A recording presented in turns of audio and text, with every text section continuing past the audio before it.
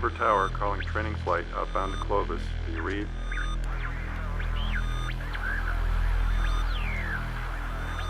Training flight en route to Clovis Army Air Base. This is Denver Tower. Report your status. Over. Do you read me? Do you read me?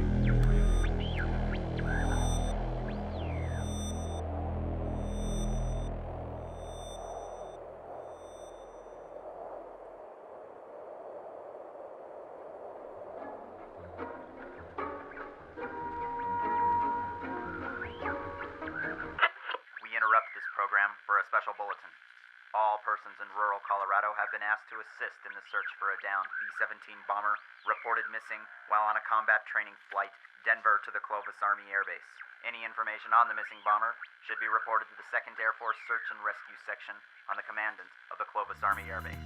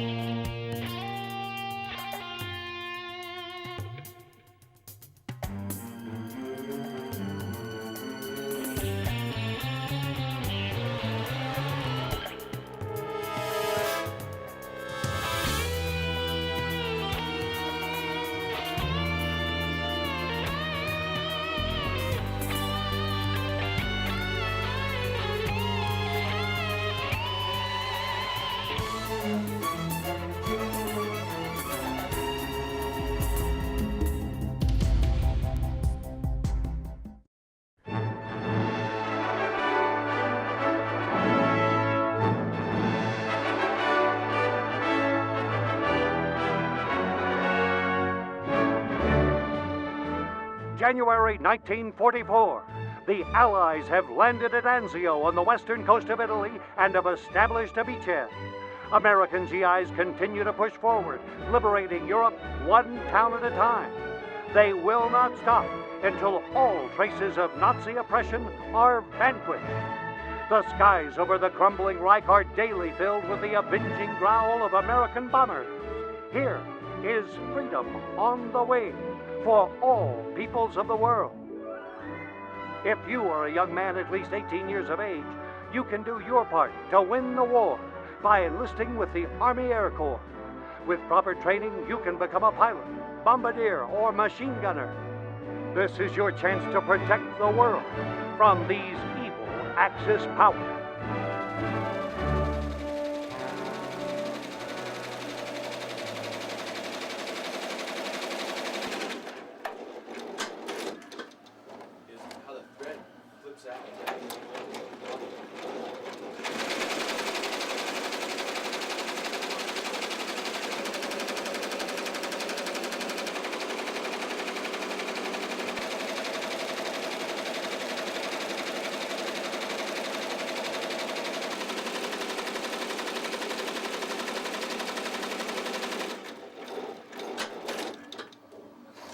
This is the clearance.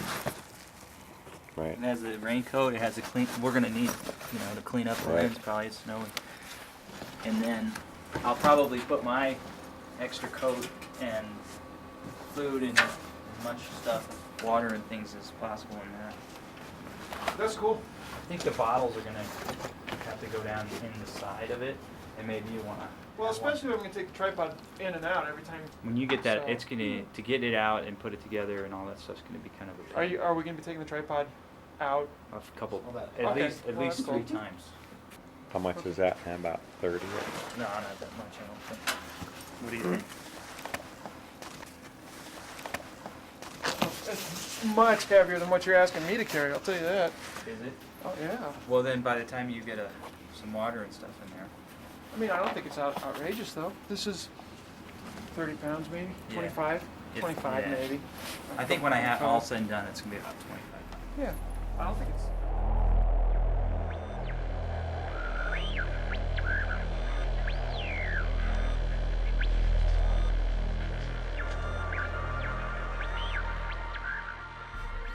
As World War II progressed, it became increasingly clear that America's strategic bombing campaign was disrupting the Nazi war effort.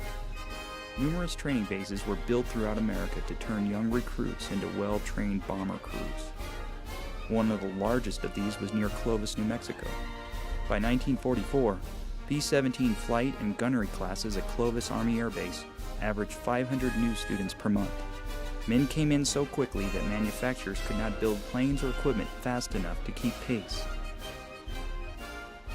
While the Army Air Force had several types of bombers in its inventory during the war, the undisputed champion of these was the B-17 Flying Fortress. In its final incarnation, the B-17 carried a crew of 10 men and was fitted with 12 50 caliber machine guns. Its 4 supercharged Cyclone engines produced 1,200 horsepower each. These power plants gave the B-17 a cruising speed of 200 miles per hour and a maximum altitude of 35,000 feet. The Flying Fortress carried up to 6,000 pounds of ordnance, which could be precisely targeted with the aid of Norton bomb sights. It was one of the Allies' most important assets during the war.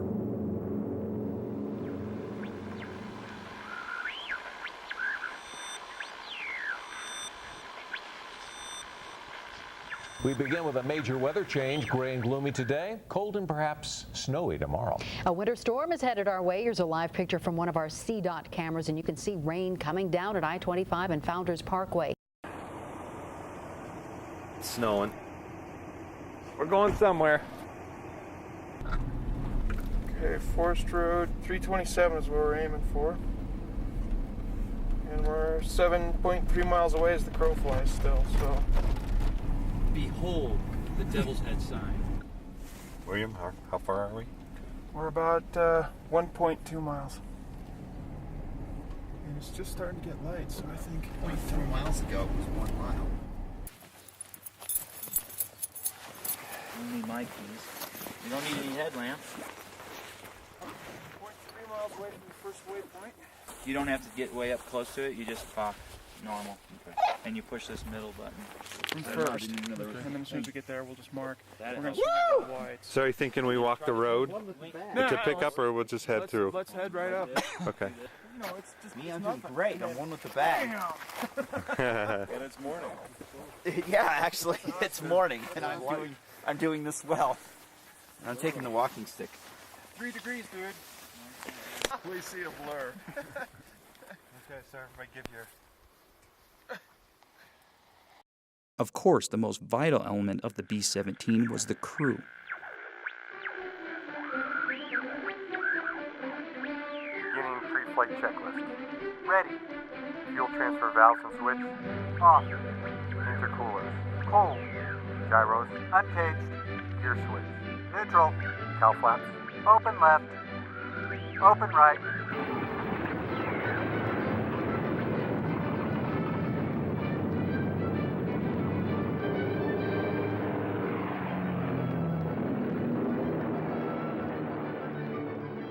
Pilot. Your assignment to a B-17 airplane means that you are no longer just a pilot. You are now an airplane commander, charged with all of the duties and responsibilities of a command post. Co-pilot. He must be a qualified instrument pilot. He must be able to fly good formation in any assigned position, day or night.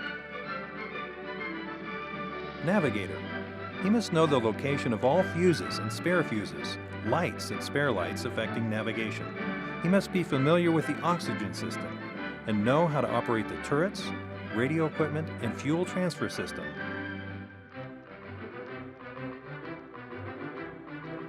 Bombardier. He must understand the automatic pilot as it pertains to bombing. He must know how to operate all gun positions on the airplane.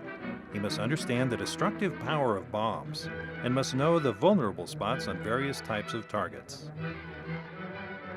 Radio operator. The radio operator will be required to render position reports every 30 minutes, assist the navigator in taking fixes, keep the liaison and command sets properly tuned and in good operating order. Engineer. He must be thoroughly familiar with the armament equipment and know how to strip, clean, and reassemble the guns.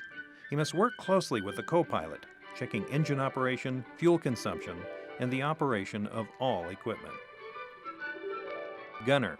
All gunners should be familiar with the coverage area of all gun positions and be prepared to bring the proper gun to bear as conditions may warrant. They should be experts in aircraft identification.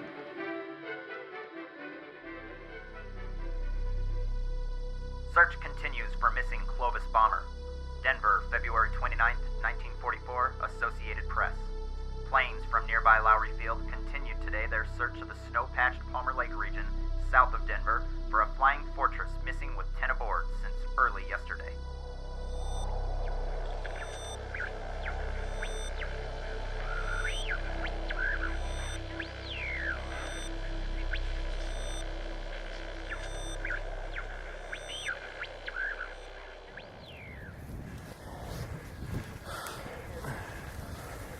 Well, we sort of missed the first waypoint. We got on the wrong ridge. But this ridge we're on right now will take us right to the second waypoint. We're only about 3/10 of a mile to it, right down this ridge right here.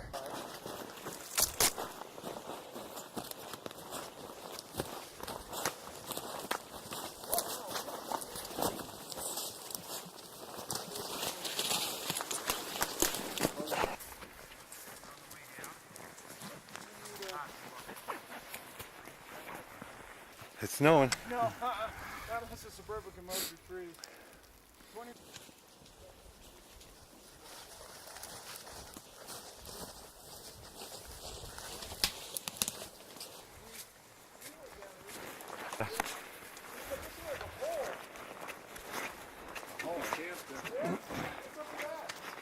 We're doing great. We're a whopping 393 feet from the top of hill 8482, and then right after that, we hit that, we're going to go straight down. It's pretty much straight down, isn't it, towards that big rock? Good job. We're at 84 degrees. You might want to double check on your compass speed.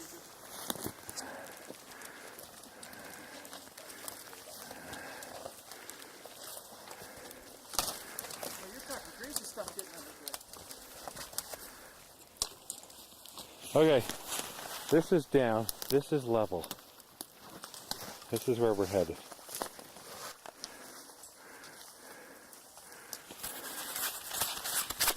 I think this is a better way. Well, compass reading's 104. I'm just not, my compass is all fogging up. Yeah, so is everything. What do you got? Straight down. So somewhere down there, there's a plane. What a day. That whole rock moved. Did you hear it? Oh my God! Don't grab that rock, dude. Oh, jeez. Just come back. This is Jess. This is completely brutal. You're at point. Have you found anything? I'm actually aside more than a point. If you look 90 degrees to your right, I'm over there on a rock with the camera. You got a heading? 79 degrees, straight down. Awesome.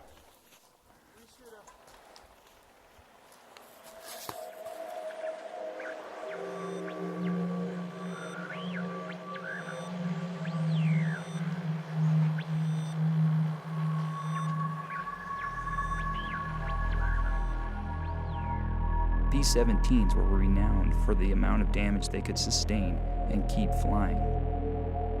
But even the Fortress had its limit. When damage or equipment failure proved fatal to the aircraft, crews were trained in emergency procedures. In case of fire during flight, warn all crew members to have parachutes attached in readiness for possible emergency and stand by for orders. Occasionally, catastrophes developed so quickly that there was no time for recovery, or even to radio a last call for help. The aluminum doesn't rust, and you don't think about it because you think of a crash site as being all rusted out. Metal rusts, and in this weather you'd think it would rust. The aluminum will be brilliant shiny. I mean, it's like aluminum confetti. Is how I picture it, and you should be able to see it, even in this weather. It'll be very glossy.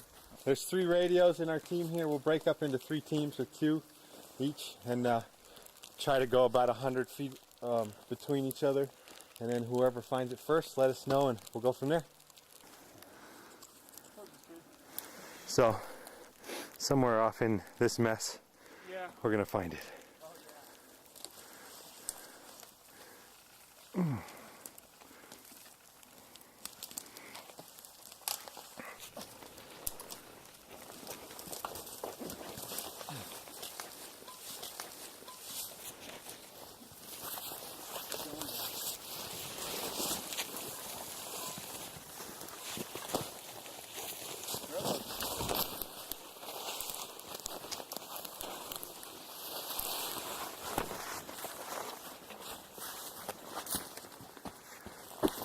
Whoa! Almost spotted. I think whatever looks easier. I think best route down first. We'll find it when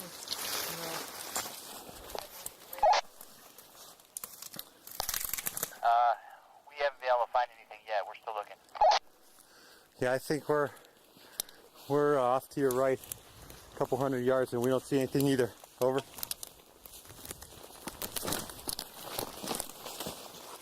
Man. Tired of fighting this stuff, man. This is Jesse, go ahead. We found it, Jess. Awesome. Can you see any of it? Barely. I can see little pieces where they're looking, but if they weren't looking at it, I couldn't see it. Wow. Jim is like all the way down the mountain. Uh-huh. I mean, he's a good couple hundred feet down, and he's finding pieces down there, too. Wow, so. cool. These guys are standing in the middle of something. Wow, we made it. Now it looks like we break out the big guns.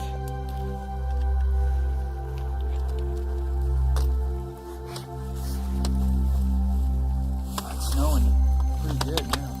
Yeah. It's like the landing gear over here. Oh yeah. 2 pieces. Oh, look at this. I got the wrong model. I cut a B-17G. Oh, what it looks like. It's melted, though. Right down here is one of the 4 radial piston engines the plane would have had. These were Wright Cyclone engines. They kicked out about 1,200 horsepower apiece. There's only 2 that you can see here. One here, one back behind me here. And the other 2 have fallen down the mountain. I'd say a good 100 yards at least, and they've completely come apart.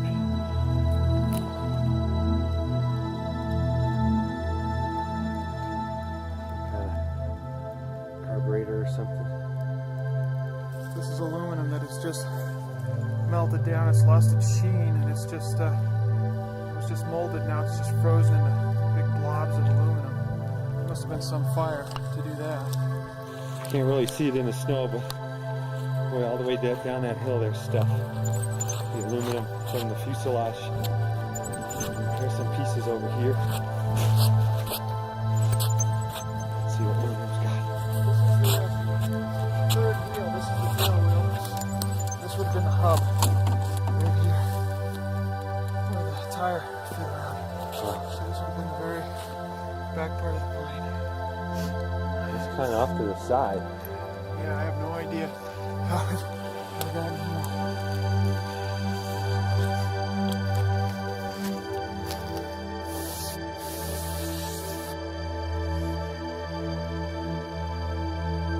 Looking at the crash site here, we're figuring that it went down just exactly right here. You can tell that none of the trees were sheared off. It must have gone in almost straight down into the mountain. It's all just piled right here, and then over the years, I think it's just slid on down the slope. But with the landing gear right here, and most of the rest of the plane just right here, it must have gone in almost straight into the hill.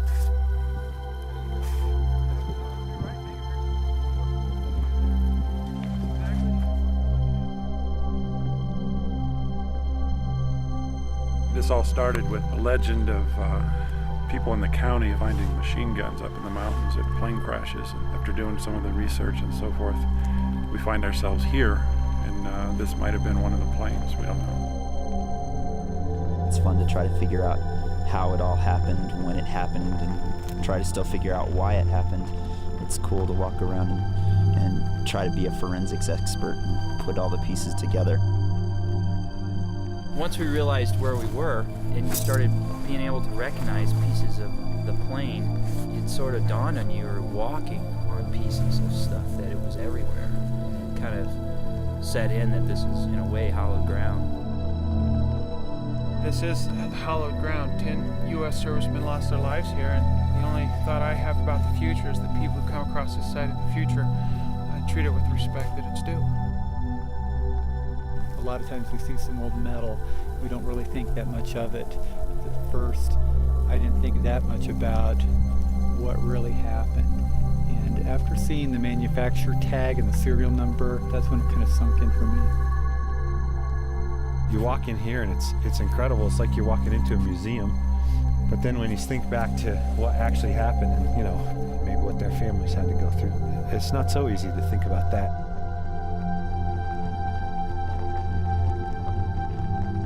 The people of rural Colorado may have thought the war was a distant affair, but on February 26, 1944, a B-17 bomber flying on a training mission from Clovis Army Air Base to Denver and back vanished in a snowstorm over the Rampart Range of Douglas County. All 10 servicemen on board perished in the crash, making the ultimate sacrifice any soldier can make for their country. This flag says, in memory of February 26, 1944, the U.S. Army Air Force. Lieutenant H. Davis, co-pilot. Lieutenant J. Beeson, Jr., pilot. Corporal G. Studson, gunner. Corporal J. Fendrick, gunner. Fred Gentry, flight officer, engineer. Captain J. Perry, CFC. Corporal J. Young, gunner. Captain R. Judah, radio operator. Lieutenant J. Laird, bombardier. Lieutenant H. Berry, navigator.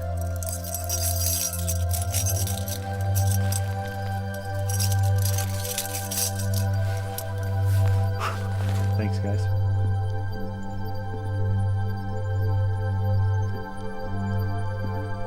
The cause of the tragedy has never been determined.